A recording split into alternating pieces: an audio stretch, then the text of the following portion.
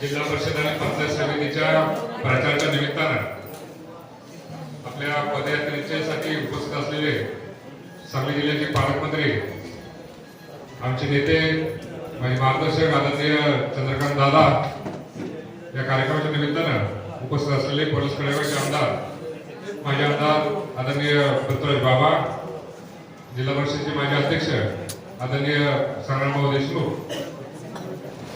तसेच या कार्यक्रमाच्या निमित्तानं उपस्थित असलेले माजी जिल्हा सदस्य शिवाजीनाना मगर, कुल्लिकाना हेडके, राजवाडा, विलासभाऊ काळीबाग, डॉक्टर योगेश लाल, उपस्थित सर्वच भारतीय जनता पार्टीवर प्रेम करणारे सगळे महिला बंधू, वडीलधारी मंडळी आणि कार्यकर्ते हो. खरं म्हटलं तर गेल्या आठवड्यात मी दादांना विनंती केली होती की दादा, ही जिल्हा परिषदेची तिकीट ही लोकांच्या आग्रहास्तव आम्हाला घ्यायला लागते, पण आम्हाला पार्टीकडून ताकद पाहिजे आणि तुम्ही जर इथं आलात तर थोडासा आम्हाला उत्साह कार्यकर्ते तयार होईल की भारतीय जनता पार्टीचं नेतृत्व देखील आपल्या पाठीमागे आहे आणि आपण उत्साहानं आणखी डबल स्पीडनं पळावं अशी कार्यकर्त्याची भावना आहे. दादाने माझ्यावर प्रेमापोटी हा प्रस्ताव मान्य केला आणि दादाने आज दौरा ठरवला, तो पुनर्वसन ठरवला आणि पोलीस कडेगाव तालुक्यात दोन्ही ठिकाणी वेळ दिला. मी त्या प्रथमतः दादांचं मनापासून धन्यवाद व्यक्त करतो. दादा ही सगळी मंडळी आमच्या डॉक्टर क्रांतिकारी जी डी बापू लाल यांच्या विचारावर प्रेम करणारी मंडळी, त्यांनी मनापासून भारतीय जनता पार्टीचा स्वीकार केला आणि सगळ्यांचा आग्रह हाच होता की धनश्री लाड ह्या उमेदवार झाल्या पाहिजेत. आमची घ्यायची इच्छा नव्हती, तरी लोकांच्या आग्रहास्तव, महिलांच्या आग्रहास्तव ही उमेदवारी केली गेली आणि अतिशय उत्स्फूर्त प्रतिसाद या लोकांच्यातून, जनमानसातून आम्हाला मिळतोय. विशेषतः महिला आम्हाला सांगतात की ही उमेदवारी आमची आहे आणि आमच्या उमेदवारीसाठी आम्ही प्रयत्न करणार. त्यामुळं ही महिलांनीच उमेदवारी हातात घेतलेली आहे आणि निश्चितपणानं दादा आपल्याला विनंती करायची वाटते की या सगळ्या उमेदवारांना, खाली पंचायत समितीची बांबोडी करण्याचे उमेदवार आहेत सुनंदा पोपट पवार, आमच्या पवारताई आहेत कुंडलगाण्याच्या, या सगळ्या उमेदवारांना आपल्या सगळ्यांची ताकद असणं आवश्यक आहे. कारण भारतीय जनता पार्टी ही अतिशय व्हिजन असणाऱ्या नेतृत्वाची पार्टी आहे. केंद्रामध्ये नरेंद्रजी मोदींचं व्हिजन असणारं नेतृत्व आज आपल्याला लाभतंय. राज्यामध्ये देवेंद्रजी फडणवीस यांचं एक अतिशय महत्वाकांक्षी आणि व्हिजन असणारं नेतृत्व आपल्याला राज्याला लाभतंय. तर उद्याची होणारी जिल्हा परिषद ही देखील भारतीय जनता पार्टीची असली तरच आपल्याला विकासाचा जो ओघ आहे तो आपल्या दारादारापर्यंत होईल. आपल्या घरात अर्पण होईल आणि प्रत्येक वाड्या वस्त्यावर हा जर योग कायम ठेवायचा असेल तर भारतीय जनता पार्टीलाच आपण ताकद दिली पाहिजे. कारण हा विकासाची गंगा आटता कामा नये, तिथे डिस्टर्ब होता कामा नये, हा विचार घेऊन आम्ही लोकांच्या पण गेलो आणि लोकांना ती भावना निश्चितपणाने पटली आणि धनश्री लाडेंची उमेदवारी अतिशय चांगल्या पद्धतीने त्याचं स्वागत झालं. दादा, एकीकडे आम्ही जनशक्ती म्हणून उमेदवार उभा केलो, पण विरोधात जनशक्ती एवढ्या जोरानं कामाला लागली की त्यांच्याकडे प्रचाराला मुद्दे नव्हते. मग त्यांनी नोकरीची वाटेल तशी आमिष दाखवली, पैसा पाहिजे तसा दिला आणि वाटेल तेवढा पैसा देऊन फोडायचा प्रयत्न करायला लागले. पण ही जनता ह्या सगळ्याला बरोबर उरणार आहे. कारण बंद पडलेल्या तुळशी कारखान्याचा आमिष दाखवून त्या लोकांनी लोकांची मतं फोडण्याचा, त्यांना डायव्हर्ट करण्याचा प्रयत्न केला. अजून कारखाना चालू नाही, अजून कारखाना लिटिगेशन मध्ये, तरी देखील त्याचा आमिष त्या लोकांना नोकरीचं दाखवलं जातं. कारण त्यांच्याकडे प्रचाराचे मुद्दे नाही. तुम्ही विकासाचा मुद्दा घेऊन लोकांसमोर जावा, तुम्ही काम काय करणार, आतापर्यंत काम काय केलं, उमेदवाराचा प्रतिमा काय, तो लोकांशी कसा वागतो, सुखदुःखात तो सामील होतो का नाही, त्यांना लोकांशी किती अडचणी काढल्या, याच्यावर निवडणूक व्हायला पाहिजे होती. पण ती निवडणूक त्यांच्याकडे ते मुद्दे नसल्यामुळे त्यांनी नोकरी आणि पैशावर नेली. पण दादा, ही जनता सुज्ञ आहे, जागरूक आहे. त्यामुळे अशी अनेक इलेक्शन या जनतेनं बघितलेली आहेत. त्यामुळे ही जनता निश्चितपणाने या आमिषाला पुरून होणार आहे आणि निश्चितपणाने सर्वसामान्यांची उमेदवारी म्हणून धनश्री लाड आणि सुनंदाताई पवार, संगपाळ आणि पवारताई यांना ही निश्चितपणाने साथ देईल असा विश्वास या त्यांना व्यक्त करतो. खऱ्या अर्थानं बरंचसं काय बोलायचं आहे, पण दादा, इथून पुढच्या काळात भारतीय जनता पार्टीची अतिशय चांगली ताकद या भागात वाढलेली आहे. आज धनश्री लाड यांनी संपूर्ण पंचवीस गडेगाव तालुक्यात भारतीय जनता पार्टीचे महिला मेळावे घेऊन पक्ष तळागाळात रुजवण्याचा प्रयत्न केला. राज्याच्या योजना, केंद्राच्या योजना महिलांना माहीत व्हाव्यात, सरकार जनतेसाठी काय करतंय हे त्यांना माहीत व्हावं म्हणून तिथं पण मेळावे घेतले गेले आणि अतिशय यशस्वी मेळावे गेले. आज 40 ते 50 हजार लोकांच्यापर्यंत आतापर्यंत भारतीय जनता पार्टी पोहोचली. त्याचा निश्चितपणानं या निवडणुकीत पार्टीला फायदा नक्की होणार आहे. कारण महिलांच्या मनातच देवाभावांच्या विषयी अतिशय प्रामाणिक भावना आहे. देवाभावाने महिलांना नकाशावर आणलं. कामाच्या बाबतीत महिलांचं देवाभावांच्यावर विशेष प्रेम आहे. त्यामुळे इथून पुढच्या काळात देखील महिलांच्या बाबतीत विशेष धोरण आपण आखूया, युवकांच्या बाबतीत विशेष धोरण आखूया. पोलीस कडेगावमधील अनेक प्रश्न आपल्याकडे आहेत, पण आज जिल्हा परिषदचा विषय आहे. त्यामुळे जिल्हा परिषदेच्या बाबतीत गावागावात आपली भारतीय जनता पार्टी पोहोचलेली आहे, पण त्यांना ताकद आपण द्यावी असा एक विश्वास त्यांनी त्यांना व्यक्त करतो. खरं तर आज वेळ जास्त नाहीये, पण दादा, तुम्ही तुमचं असंच लक्ष, अशीच ताकद आम्हा सर्वसामान्य कार्यकर्त्यावर राहावी अशी प्रामाणिकपणाने भावना व्यक्त करतो आणि माझं लांबलेलं भाषण संपवतो. जय हिंद, जय महाराष्ट्र. भारतीय जनता पार्टी कुंडल जिल्हा परिषद गट तसेच पंचायत समिती गट प्रचाराच्या निमित्तानं या ठिकाणी उपस्थित माननीय नामदार चंद्रकांत दादा पाटील यांचं स्वागत पोपट अण्णा संगपाळ यांनी करावं अशी त्यांना विनंती आहे.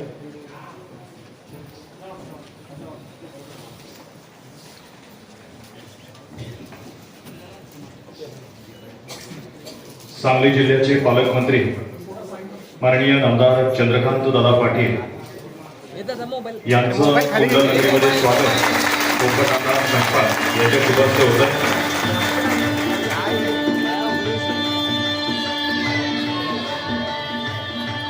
पलूस कडेगाव मतदारसंघाचे माजी आमदार माननीय पृथ्वीराज बाबा देशमुख यांचं स्वागत कुंडलिक नाना येडके माजी जिल्हा परिषद सदस्य सांगली यांनी करावं असं विनंती आहे.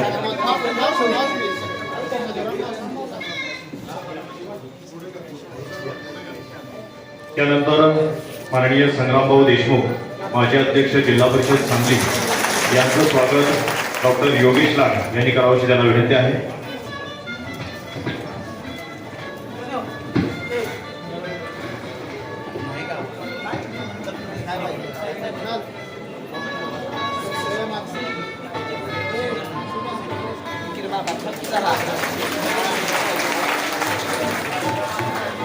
धन्यवाद. मान्यवरांनी स्थानापन्न व्हावं अशी आपल्याला विनंती. यानंतर आपल्या सर्वांचे मार्गदर्शक सांगली जिल्ह्याचे लाडके पालकमंत्री माननीय नामदार चंद्रकांत दादा पाटील यांनी उपस्थितांना मार्गदर्शन करावं अशी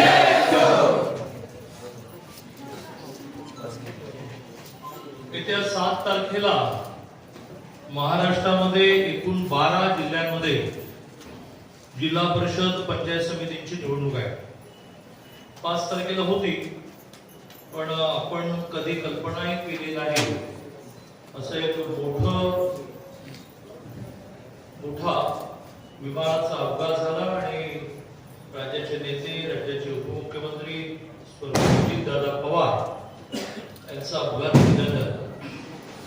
दादा आता राज्याचे उपमुख्यमंत्री होतेच, पण महाराष्ट्राच्या सामाजिक आर्थिक विकासामध्ये दादांचं मोठं योगदान राहिल्यामुळे राज्याने प्रामुख्याने मुख्यमंत्री महोदयांनी निर्णय केला की एक दिवस महाराष्ट्रातील सगळी शासकीय कार्यालय बंद ठेवायची आणि 3 दिवस शासकीय दुखवटा हा सगळ्यांनी पाळायचा. शासकीय दुखवट्यामध्ये स्वाभाविकपणे आपलं नित्याचं कामकाज चालू राहील, परंतु ज्याच्यामध्ये साजरं करणं म्हणतो म्हणजे निवडणूक आहे तर प्रचार फेरी, निवडणूक आहे तर सभा, असं सगळं आपण थांबवायचं. असं 3 दिवस शासकीय दुखवटा घोषित केल्यामुळे आणि प्रचाराची सगळी माध्यमं बंद ठेवली म्हणून निवडणूक आयोगाने अजून 2 दिवस उमेदवारांना प्रचार कमी पडेल म्हणून वाढवून दिले आणि म्हणून निवडणूक 7 तारखेला. पूर्ण महाराष्ट्रामध्ये या निवडणुकीमध्ये अजितदादांच्या निधनानंतर माननीय देवेंद्रजींनी असा निर्णय केला की ज्याला म्हणतो की देवेंद्रजींचा जो धंदावत असतो ते गेले की 22,000 लोक रस्त्यावर येणार, तर अशा सभा करायच्या नाही. मग त्यांना वेगवेगळ्या प्रकारचे मार्ग आम्ही सुचवले, परंतु मैत्री किती असते, आघात किती असतो याचं मोठं उदाहरण त्यांनी सगळे प्रस्ताव आणला. सगळ्यात शेवटी मी असा प्रस्ताव मांडला की तुम्ही 2 तास एक जिल्हा वर्षा बंगला म्हणजे तुमचं निवासस्थानी बसून एक ओपन इंटरव्ह्यू द्या. त्या जिल्ह्यातले 2 जण तुम्हाला प्रश्न विचारतील किंवा आमच्या जिल्ह्यातल्या म्हैसाळचं काय, तुम्ही सांगा की म्हैसाळ पूर्ण होत आले, आणि मग त्या जिल्ह्यामधले हजारे ठिकाणी लोक स्क्रीन लावून पाहतील. पण त्यांनी त्याला नकार दिला, म्हणाले की मला काहीच करावंसं वाटत नाही. पण मी परवानगी मागितली की बाबा मी बाकी तर माझ्या प्रचारामध्ये बरोबर जाणं भेटणं यावर भर देतो, परंतु कुंडलला भारतीय जनता पार्टी त्यांचा प्रवेश केला आहे आणि जे पदवीधरचे आपले उमेदवार असतील जी निवडणूक नोव्हेंबर-डिसेंबरात होईल त्यांच्या पत्नी उभ्या आहेत आणि आपण थोडा आग्रह करून त्यांना पत्नीला उभं करायला हवं. आपण त्याला असं म्हटलं की बाबा मी दिसायला बरोबर दिसणार नाही की तुम्ही बाकीच्याला म्हणताय की उभे राहा आणि तुम्ही तुमच्याच घरात उमेदवार देत नाही. त्यांनी ऐकलं. अशा वेळेला आपली जबाबदारी तयार होते. त्यामुळे त्यांनी मला जायला परवानगी दिली. ती केवळ आणि केवळ शरद लाडांच्यासाठी परवानगी मिळाली की ज्यात त्यांनी असं म्हटलं की फार मोठ्या प्रमाणात प्रचार आपण करतो असं न होता आता लोक ठरवतील काय करायचं. पण शरद लाडांच्या प्रेमापोटी देवेंद्रजींनी मला परवानगी दिली. काल पाठपुरावा केला की दुसरीच परवानगी माहिती की जातोय. तर मी रात्री ट्रेनने निघालो, पहाटे उतरलो आणि लगेच या ठिकाणी पोहोचलो. अशी जी थोड्याशा दुःखद वातावरणाच्या पार्श्वभूमीवर परंतु प्रतिष्ठेची एका अर्थाने निकराची लढाई सुरू आहे.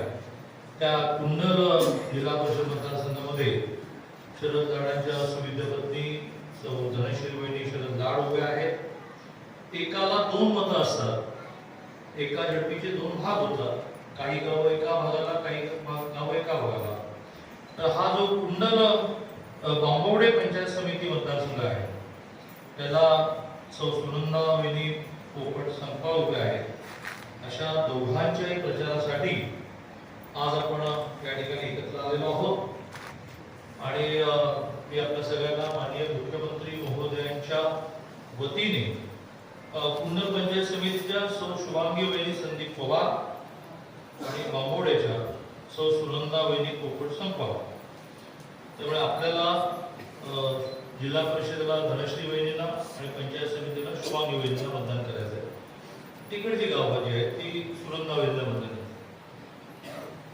त्यामुळे माननीय देवेंद्रजींचा निरोप मी तुम्हाला घेऊन आलेला आहे की देवेंद्रजींचं एक वैशिष्ट्य आहे की ते खूप लोकांशी संपर्क ठेवतात, पण काही लोकांशी जरा विशेष संपर्क ठेवतात. आणि त्यामुळे शरद लाडांच्या बाबतीमध्ये कमी वेळामध्ये अशी स्थिती आली की शरद लाडांनी फोन केला आणि देवेंद्रजींनी उचलला नाही असं होत नाही. उचलला नाही तर उलटा फोन केला नाही असं होत नाही. आणि त्यामुळे त्यांचा निरोप मी घेऊन आलेलो आहे की आपले सगळे गट तट सगळं विसरा. मी एका 2200 लोकसंख्येच्या गावात राहणारा आणि ऍक्च्युअल गाव कोल्हापूर घर आहे, पुण्याला आमदार आहे, मुंबईला मंत्री आहे, पण गाव माझं गारगोटी खाना. तर मला माहिती आहे की आमच्या 2200 लोकसंख्येच्या गावामध्ये 1800 जण आम्ही एकमेकाचे भाऊ बनतो, पण 18 गट आहे. पण मी आता तिथे उमेदवार ज्या उभ्या आहेत आमच्या सावंत वहिनी त्यांच्यासाठी प्रचाराला गेला असताना गावाला असं आवाहन केलं किंवा मोदींच्या हात मजबूत करायचे, कमळाला मतदान करायचं. त्यामुळे गटतट विसरा, ते ग्रामपंचायत निवडणुकीत बघूया आपण. मला खात्री आहे की तिकडेही एका दिवसात जो त्या 7-8 गावामध्ये मी फिरलो तर तो तितकी सीट पण आमची लागली.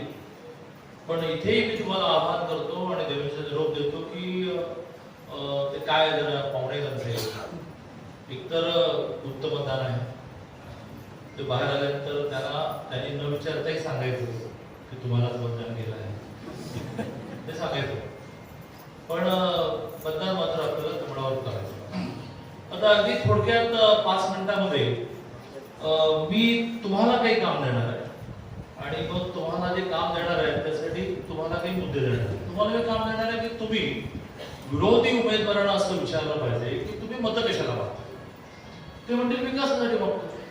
आतापर्यंत ते काही हातपाय मारले होते.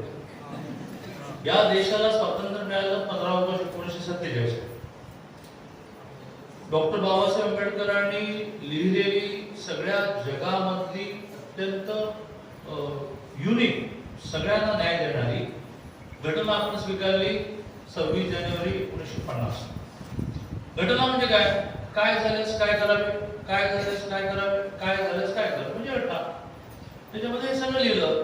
ग्रामपंचायत, पंचायत समिती, जिल्हा परिषद, विधानसभा, लोकसभा, राज्यसभा, जिल्हा न्यायालय, त्या राज्याचं हायकोर्ट, सुप्रीम कोर्ट, असं सगळं लिहिलं. आणि त्यावेळेस ती जगामधली सगळ्यात चांगली घटना मानली जाते. त्या घटनेप्रमाणे पहिली निवडणूक 51 ला झाली. 51 नंतर दर 5 वर्षांची निवडणूक झाली. कधी दर 5 वर्ष लोकसभा झाली, विधानसभा झाली, जिल्हा परिषद झाली, नगरपालिका झाली. त्यातला 95 ते 99 म्हणजे 4.5 वर्षाचा कालावधी मनोहर जोशी मुख्यमंत्री आणि गोपीनाथराव मुंडे हे उपमुख्यमंत्री. मग पुढे 14 ते 19 देवेंद्रजी, मग पुढे 22 ते 24 एकनाथजी होते आणि आता पुन्हा एकदा देवेंद्रजी. हा सगळा कालावधी जर गोळा केला तर तो 10-12 वर्षाचा आहे. केंद्रामध्ये सातत्याने पहिले नेहरू, मग शास्त्रीजी, मग इंदिराजी, मग राजीव गांधी, मग नरसिंहराव आणि मग व्ही.पी. सिंग. अशी सगळी वर्ष दिल्ली सरकार तुमचं, राज्य सरकार तुमचं, जिल्हा सरकार तुमचं, जिल्हा बँक तुमची, मार्केट कमिटी तुमची, गावातली विविध कार्यकर्ते तुमची. मग एवढी वर्ष तुम्हाला विकासाला पुरली नाही का? माझ्या 2200 लोकसंख्येच्या गावामध्ये सगळ्या मिळून 3 किलोमीटर गल्ल्या आहेत. 3 किलोमीटर. मी पीडब्ल्यूडी मिनिस्टर होतो आणि पीडब्ल्यूडी मिनिस्टर असल्यामुळे 1 किलोमीटरला गावात एवढ्या गल्ल्या असतात ना, तर एवढे मोठे हायवे नसतात. तर त्याला 60 लाख लागत मिळाले की भरपूर झालं. म्हणजे माझ्या गावातल्या गल्ल्या करायला 1,80,00,000 रुपये पाहिजे, तरीही आमच्या गावातल्या गल्ल्या काही झालेल्या आहेत. मग आता नव्याने तुम्ही कुठला विकास करणार की ज्यासाठी मदत द्यायची? मग त्यांना पुढे जाऊन असं म्हटलं पाहिजे. पण मोदीजींनी तर विकास केला, जो दिसतो डोळ्याला. ते पायाभरणी पण करतात आणि उद्घाटन पण करतात. तुमच्या जो पायाभरणी करून पळून जात नाही, पूर्ण होईपर्यंत मागे लागतात, उद्घाटन करतात. पुण्यातली मेट्रो, मुंबईतली मेट्रो पासून आपल्या अनेक बंद पडलेल्या अर्ध्या राहिलेल्या पाण्याची योजना हा 80,000 कोटी रुपये मोदीजींनी दिले आणि आपल्या महाराष्ट्रातल्या सगळ्या रखडलेली धरणं, रखडलेले कालवे, रखडलेल्या पाईपलाईन सगळं पूर्ण केलं त्यांनी. काय ठेवलं नाही. ते पंतप्रधान झाले त्यावेळेला देश जगात 11वा होता, आता 4था आहे. ज्या ब्रिटिशांनी 150 वर्ष आमचं राज्य केलं त्यांनाही आम्ही मागे ढकललं. केव्हा मागे ढकललं? काल परवाकडे आम्ही जपानला मागे ढकललं. जाणकार असं सांगतात की 30ला तुम्ही 3ऱ्या नंबरवर येणार, तुम्ही जर्मनीला मागे ढकलला. जाणकार असं सांगतात की 35ला हा स्पीड जर तुमचा नेट राहिला तर 35ला 2 नंबरला चायना आहे, त्यांना पण तुम्ही मागे ढकलणार. आणि 2047ला देशाच्या स्वातंत्र्याला 100 वर्ष पूर्ण होतील त्यावेळेला तुम्ही अमेरिकेला मागे टाकणार आणि क्रमांक 1 वर जाणार असे जाणकार. बऱ्याच वेळा या बीजेपीच्या व्यासपीठावरून केल्या गेलेल्या गप्पा वाटती टीव्ही आता ऑन करा. मला सुदैवाने काय झालं की मी लवकर यायची सवय, लवकर आलो. शरद जे म्हणाले 1 कप चहा म्हणजे चहा पित नाही पण जाऊ टीव्हीवर बघू. तर टीव्हीवर एक मोठी बातमी चालली, तुम्ही इथे असल्यामुळे तुम्ही बघितलेली. ज्या अमेरिकेने, ज्या ट्रम्पने आपल्यावर 200% कर लावला की तुमचा माल विकायला ना अमेरिकेत 200% टॅक्स भरपूर विकू नका. का? अर्ध्या सेकंद सांगतो. एवढं सगळं राजकारण सांगायला मला तासभर लागेल. तर रशियाकडून आपण पेट्रोल डिझेल घेतो जे स्वस्तही पडतं आणि सगळ्या बाकीच्या जगातल्या राष्ट्रांना आपण असं म्हटलं की तुम्ही द्या बघा आम्ही रशियाकडून घेतो. अमेरिकेचं म्हणणं असं आहे की तुम्ही रशियात नाही घ्यायचं, महाग घ्या पण तुम्ही आमच्याकडून घ्या. नाही घेत तुम्ही, ऐकत नाही म्हणून 200% टॅक्स लावला. तो आता त्यांनी आज 18%वर खाली 18%. शेअर मार्केटमध्ये जे पैसे गुंतवतात त्यांनी सभा म्हणजे एक बैठक संपल्या घरी जाऊन शेअर मध्ये पैसे आज गुंतवा, कारण शेअर मार्केटचा खूप अप होतो. आता अमेरिका भारतासमोर झुकली. ते तुमच्या काळात नाही झालं बाबा. 11व्यावरून 4थ्यावर नंबर तुमच्या काळात काय आला? तुमच्याकडे तर 60-62 वर्ष राज्य होतं. मग कधी तुम्हाला द्यायची मतं ना, तुम्ही देशाचा विकास केला. तुमच्या काळात 370 कलम रद्द नाही झालं. काश्मीर भारतामध्ये राहण्यासाठी 370 कलम रद्द व्हायला ते मोदीजीने केलं. तुमच्या काळात राम मंदिर नाही झालं. दंगली न होता, एकही दंगल न होता राम मंदिर मोदीजीने केलं. तुम्हाला नाही करता आलं. पुढे यादी आहे, ती यादी तुम्ही करा म्हणजे तुम्हाला टॉकिंग पॉइंट मिळतील. पण सगळ्यात महत्वाचं मोदीजींनी काय केलं तर पुन्हा एकदा जागतिक एजन्सी असं म्हणते की 14 ते 24, 25, 26 आता 11 वर्ष पूर्ण झाली.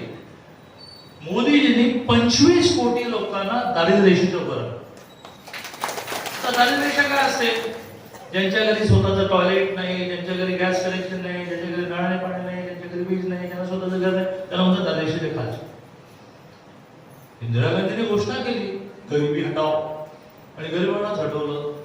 मोदीजींनी 25 कोटी लोकांना दारिद्र्य रेषेच्या वर आणलं. 11 कोटी म्हणजे स्वर्गीय आपले क्रांतीवीर, क्रांती अग्रणी डॉक्टर जी.बी. लाडाने समाजवाद मांडला, साम्यवाद मांडला. तो ह्याच्यापेक्षा काय वेगळा आहे? समाजवाद काय सांगतो, साम्यवाद काय सांगतो? गरिबाचं भलं झालं पाहिजे, गरिबावर अन्याय होता म्हणून मोदीजींनी गरिबाचंच भलं केलं. त्यांनी समाजवाद कृतीतून आणला. 11 कोटी लोकांना गॅस कनेक्शन दिली, 7 कोटी लोकांना टॉयलेट दिली, 2 कोटी लोकांना वीज दिली, 3 कोटी लोकांना घरं दिली. किती मोठी यादी पुन्हा होईल. आणि त्यामुळे तुम्ही 14च्या आधी हे का नाही केलं बाबा, तुमच्याकडे राज्य होतं असा विचारायचा मुद्दा. आता तुम्ही म्हणाल की सगळं कळलं, अमेरिका, ट्रम्प, 18% जरा आम्हाला समजायला वेळ लागेल. पण ज्या योजना मोदींनी आणि देवेंद्रजींनी महाराष्ट्रात दिल्या, नाडाबापूंच्या स्वप्नातल्या दिल्या की सर्वसामान्य महिला या आर्थिकदृष्ट्या सक्षम झाली पाहिजे, सर्वसामान्य शेतकरी हा आर्थिकदृष्ट्या सक्षम झाला पाहिजे. हे ह्याला समाजवाद म्हणतात. हे काय कम्युनिझम वेगळा काय असतो? कम्युनिझम म्हणजे काय तर तो तर आमच्या विवेकानंदांनी केव्हा म्हणलं. कम्युनिझम आता विवेकानंदांनी काय म्हटलं की माझ्या देशातला कुत्रा सुद्धा 2 वेळेला पोटभर जेवणार नसेल तर माझा देश सुखी झाला असं मी म्हणणार नाही. माणूस कुत्रा. मग त्याच परंपरेतले नामदेव महाराज भाकरी खात बसले होते, तर कुत्र्याने भाकरी पळवली तर ते त्याच्या मागे लागले, ठाम त्याला तूप लावायचंय. कुत्र्याला वाटलं हा भाकरी काढतो कुत्रा पुढे पळतोय. नामदेव महाराज म्हणतात थांब थांब, कोरडी भाकरी खाऊन तूप लावून देतो तुला. त्याला काय विचारायला लागला तूप बी, भाकरी तूप पळाला. ही विवेकानंद आणि नामदेव महाराज यांची मांडणी ही दीडी बापूंची मांडणी आहे. त्याला सामोरं दादांनी बहुतेक नीट विचार केला की खरं म्हणजे ते तत्वज्ञान पुस्तकात होतं मोदींनी का भारतात म्हणून तिकडे आहे. कारण त्याला तू विचारला असत ना दीडी बापूंचा विचार तुम्ही सोडला, दीडी बापूंचा विचार सोडला नाही. दीडी बापूंचा विचार खूप स्ट्रॉंगली ते पुढे घेऊन जात आहे. पाण्याच्या विचार मग 2 गोष्टी मोदीजींनी केल्या आणि आमच्या देवेंद्रजींनी केल्या. एक केले की शेतकऱ्याला दरवर्षी 12,000 मिळाले पाहिजे. दर 4 महिन्याने 2,000, दर 4 महिन्याने 2,000, दर 4 महिन्याने 2,000 मोदींचे आणि दर 4 महिन्याने 2,000 देवेंद्रजींचे, म्हणजे 12,000. लाडक्या बहिणीला 500 जास्त, 1,500. शेतकऱ्याला 1,000. लाडक्या बहिणीला जास्त का तेही सांगतो आणि माझं बोलून संपवतो. तर शेतकऱ्यांना बी बियाणांसाठी खतासाठी सुद्धा 500 रुपये उसने मागायला. मी लहानपणी जेव्हा गावी जायचो, माझे वडील मुंबईमध्ये कामगार होते, आई पण कामगार होती. सुट्टीमध्ये घेऊन यायचे. माझे चुलते ज्यांना आबा म्हणायचं होतं, सकाळी उठलं आबा कुठे गेले, खताचं पोतं आणायचं जरा 500 रुपये कोणी देतं का बघायला गेले. आणि दिवसभराच्या शेवटी आबा 500 रुपये कोणी दिले नाही मग परत यायचे. माझे वडील गिरणी कामगार असं नाही, काहीतरी देशातून आणलेले आबा म्हणायचे की मी तुला एक 500 रुपये देतो आणि तू जाऊन पोतं घेऊन ये. त्या शेतकऱ्याला 12,000 रुपये बी बियाणासाठी आणि खतासाठी दिले. ती संख्या देशामध्ये 9 कोटी आहे. तर आपल्याला काय करायचं, ती संख्या आपल्या जिल्ह्यात किती आहे आणि गेल्या 21 हप्त्यामध्ये आपल्या जिल्ह्याला किती पैसे मिळाले. मी जिल्ह्याचं पालकमंत्री आहे ना, तर आपले परफेक्ट काही चुकीचं होणार नाही. तर आपल्या जिल्ह्यामध्ये 3,86,196 जणांना दर वर्षाला 12,000 मिळाले. आणि ते आतापर्यंत किती मिळाले फक्त आपल्या जिल्ह्यामध्ये, तर 1,529 कोटी मोदींचे आणि 555 कोटी देवेंद्रजींचे. म्हणजे ही संख्या जवळजवळ 2,000 कोटी 2100 कोटी झाली. प्रश्न विचारावा शेतकऱ्यांनी की 14च्या अधिकाऱ्यांनी जेव्हा तुम्ही 2100 कोटी. आता याला 10ने भागलं की आपला पलूस येईल.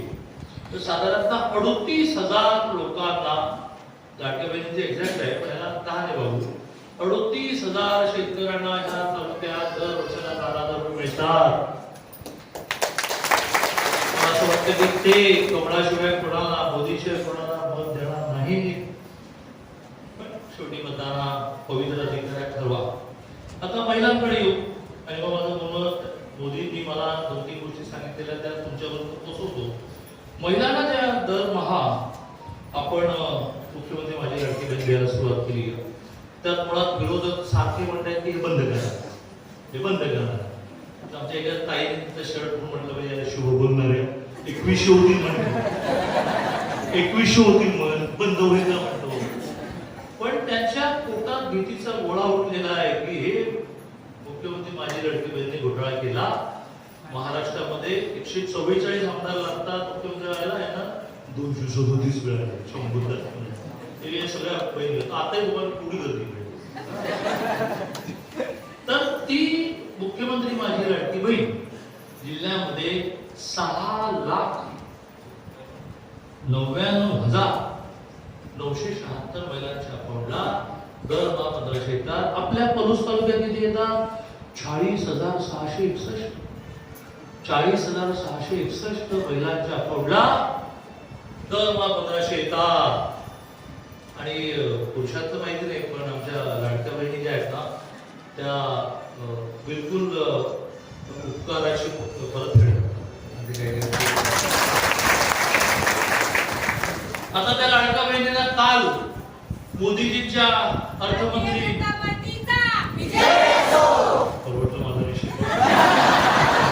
परवा त्या येड्रावला गेलो सभेमध्ये, हो ताई, येड्रावला गेलो सभेमध्ये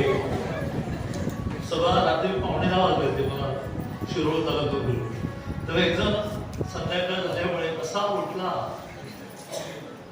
कळलं? एक प्रश्न विचारायचा म्हणून 15 मिनिटं राहिले, सभा संपली की विचार. मी त्याला पहिला जिल्हा अध्यक्षाच्या प्रांगणात खूप मोठं त्याचं कॅम्पस आहे, तिथे ती सभा होती, जेवढं होती म्हटलं आता माझ्या बाजूला जेवायला बस आणि तू विचार प्रश्न किती विचारतो. त्यामुळे त्यांनी उत्साहाने जिंदाबाद म्हटलं. धन्यवाद. काल बजेट झालं, त्या 2 मोठ्या गोष्टी महिलांसाठी घोषित झाल्या आहेत. मोदीजींनी संकल्प केला आहे की या देशामध्ये मला 3 कोटी लखपती निधी करायची. लखपती निधी म्हणजे काय? तिचं उत्पन्न दरमहा 9,000 म्हणजे वर्षाला 1,08,000 पाहिजे. ते उत्पन्न तिला कसं मिळणार? तर त्याने आता 1 लाखाचं लोन हे भांडवल नाही, जामीनदार नाही, जायचं आणि घ्यायचं का? बँकेला खात्री आहे ना की सरकारच्या जवळ 1500 येणार, तर तुमचा हप्ता 500 ठरला तर तो त्याला ट्राय पार्टी म्हणतात. म्हणजे तुमच्या अकाउंटला 1500 आले, गव्हर्नमेंटने दिले, बँकेचा हप्ता, याला ट्राय पार्टी म्हणतात, त्रिकोण म्हणतात. त्यामुळे आता बँक तुमच्याकडे जावट मागणार नाही. मग 1 लाख कर्ज मिळाल्यानंतर तुम्ही काय कराल? काहीतरी उद्योग कराल. मग तो उद्योग केल्यानंतर वस्तू विकायचा कुठे? मग प्रत्येक जिल्ह्याला 10 कोटी घोषित झाले. त्या प्रत्येक जिल्ह्यामध्ये मोठा मॉल, 2000 महिला आपला प्रॉडक्ट विकू शकते, मोठा मॉल प्रत्येक जिल्ह्यात तयार होणार. त्या मॉलमध्ये महिला बचत गटा व्यतिरिक्त वस्तू विकायला परवानगी नाही आणि त्या महिलांना डिपॉझिट पण नाही, भाडं पण नाही. मग ते विकास आणि पैसे घेऊन. मग मी 13 वर्ष माझ्या गुजरात होतं. मोदीजी आणि मी खूप मित्रता शब्द जरा आगाऊपणाच होईल पण खूप जवळीक आहे असं. अशी गर्दीत भेटल्यानंतर ते मी लांब उभा सांगतील, हो जरा. मग मी त्याला धाडस करून एकदा म्हटलं की सारखं तो महिला महिला महिला चाललंय का? ते दादा लोक रागावतात. ते म्हणाले, ते हिंदीत म्हणाले, मी मराठीत करून म्हणतो की महिला ह्या देशामध्ये वेगवेगळ्या कारणाने मागे राहिल्या. त्याला जर पुढे आणायचं असेल तर आपल्याला प्राधान्याने त्यांच्यासाठी काही केलं. मग तेही कसे गमती जमती करणार की ऐसा है की तेरी बहना को 1500 रुपये मिले मुख्यमंत्री माझी लड़की. तर ती वाटेत पहिलं मुलीचं दप्तर घेते. बरेच दिवस झाले मुलाला बॅट नाही घेतली म्हणून बॅट घेते. नवरा साडी आणो की ना आणो त्याला मुफलर घेते की थंडी जास्त आहे. आणि उरले तर जाऊन तांदळाच्या डब्यामध्ये लपवून ठेवते की पुन्हा मला मागितलं देता यावे. पण तुझं गाणं म्हणे मिळाले की लगेच तू पृथ्वीराज बाबांना फोन करणार, पार्टी करायची सगळा पाहुणा फोन करणार आणि पार्टी करता करता मिळालेले पैसे सुटून 200 रुपये बिल जास्त जात असं लक्षात बायकोला फोन करणार की लेकावर 200 रुपये पाठवते. मिळालेले सगळे खर्च झाले. त्यामुळे महिला सक्षम करण्याचा जो प्रयत्न चाललाय की ती त्या कुटुंबाचा विचार. नवऱ्याने तिच्याकडे 100 रुपये उसने मागितले तर तिची कॉलर दाखवते. नवऱ्याने 100 रुपये उसने मागितले, मग ते तांदळाच्या डब्यात लपवलेले दिले आणि नवऱ्याच्या चेहरा आनंद पाहिला की तिने 8 दिवस जेवण दिलं नाही. पण द्यायला नसले तर 8 दिवस झोपलं मेल्याने कधी नव्हे ते मागितले. एवढी मोठी संधी आली होती याच्या डोक्याला हात ठेवायचे नव्हते. ही ताकद आहे. नव्याने काय येणार माहिती? महिला ही निसर्गाने सकाळी नोकरी करण्यासाठी जन्माला घातली नाही आहे.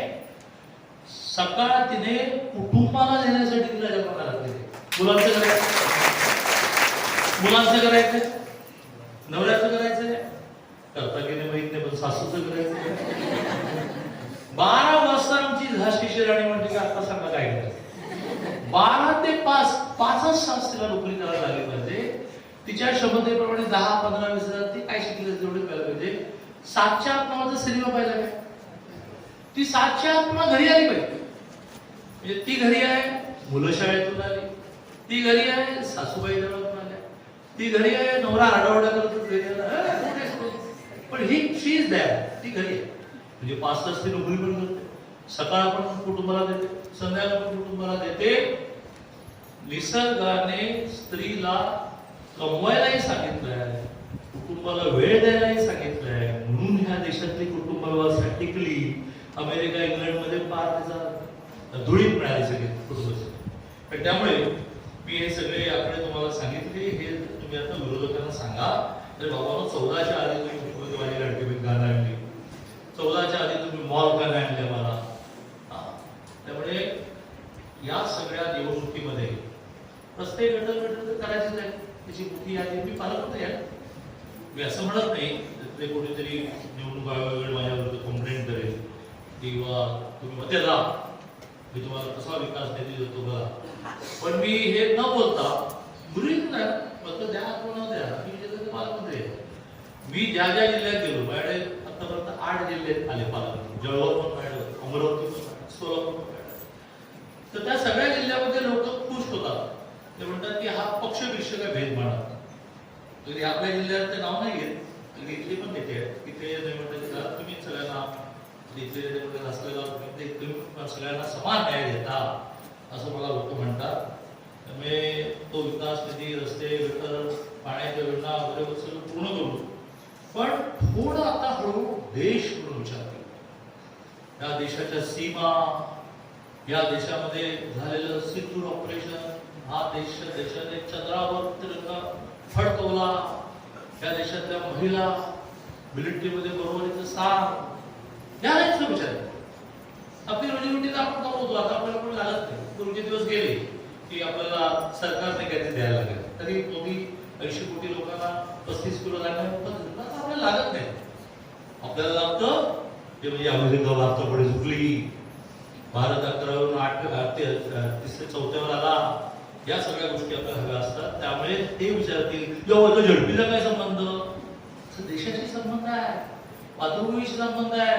राम मंदिर व्हायला पाहिजे होतं की नाही व्हायला पाहिजे होतं, त्याची रद्द व्हायला पाहिजे होतं. मोदींचे हात मजबूत करण्याचा प्रयत्न चालला. 22 राज्यामध्ये मुख्यमंत्री तरी बीजेपीचा आहे, तर उपमुख्यमंत्री बीजेपीचा आहे. परवा हातकणंगले तालुक्यामध्ये घडलेला एक प्रसंग आता सांगतो.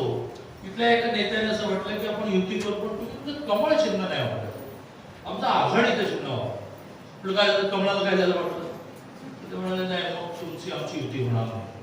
म्हणजे बाबा 22 राज्यात मुख्यमंत्री आमचे मुख्यमंत्री कमळ सोडणार नाही. तर त्या कमळाबद्दलची छोटीशी माझ्या आजीबाईची गोष्ट सांगतो. मी प्रवासात निघालो की 5-6 गाड्या असतात, सिक्युरिटी असते. माझा स्वभाव आहे की गाडी अशी गच्च भरून न्यायची. आपण काय म्हणतो वडा म्हणतो, आमची गाडी वडा बसते. मी ह्याही नेत्याला त्याही नेत्याला मंडीवर बसतो बस ते का आजीबाईने हात दाखवला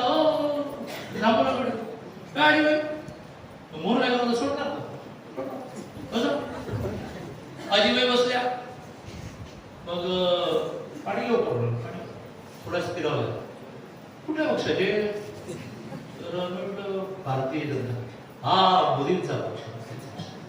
मोदी भारतीय जनता पार्टी नीट माहिती. मग थोडा वेळ म्हणाले तुम्ही मोदीला भेटता, कधी कधी भेटतो, माझं एक काम आहे सांग, भेटले की करून देतो. तर म्हणजे मोदीला सांगा तुझं कमळ चिन्ह बदलून चिन्ह मोदी करून आम्हाला कमळ शोधायला वेळ लागतो. मोदी म्हणजे डोक्यात पीठ बसला. अशा मोदींच्या पक्षाला माझा एक नेता सांगतो की कमळ चिन्ह सोड आहे, जेपी कमळाने सोडणार नाही.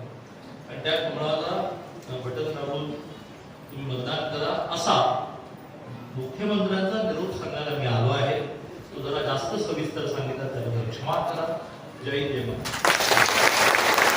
धन्यवाद. यानंतर या कार्यक्रमाच्या निमित्तानं उपस्थितांचे आभार व्यक्त करण्यासाठी मी मंचावरती निमंत्रित करतो डॉक्टर योगेश नाथ यांनी उपस्थितांचे आभार व्यक्त करावे. पुरोगामी महाराष्ट्राचा विचार, पुरोगामी महाराष्ट्र ज्यांनी घडवला ते भारतरत्न डॉक्टर बाबासाहेब आंबेडकर, राजर्षी शाहू व महात्मा ज्योतिबा फुले अशा शाहू नगरीतून जन्मभूमी असलेले व फुले नगरीचे कर्मभूमी असलेले व मगापासून दादाने भाषण केलं, 2 मिनिटं थांबा. ज्यांनी स्त्री शिक्षणासाठी, स्त्रियांच्या शिक्षणासाठी काम केलं त्या शाहू आणि फुलेंच्या नगरीतून हे काम करतात आणि जन्मभूमी आहे. त्यांनी क्रांतिकारी निर्णय घेतला स्त्रियांच्या फी मुक्त शिक्षणाचा आणि एक क्रांतिकारी निर्णय खरोखर पुरोगामी नेता कसा असावा तर याचं उदाहरण दादाने दिलेलं आहे.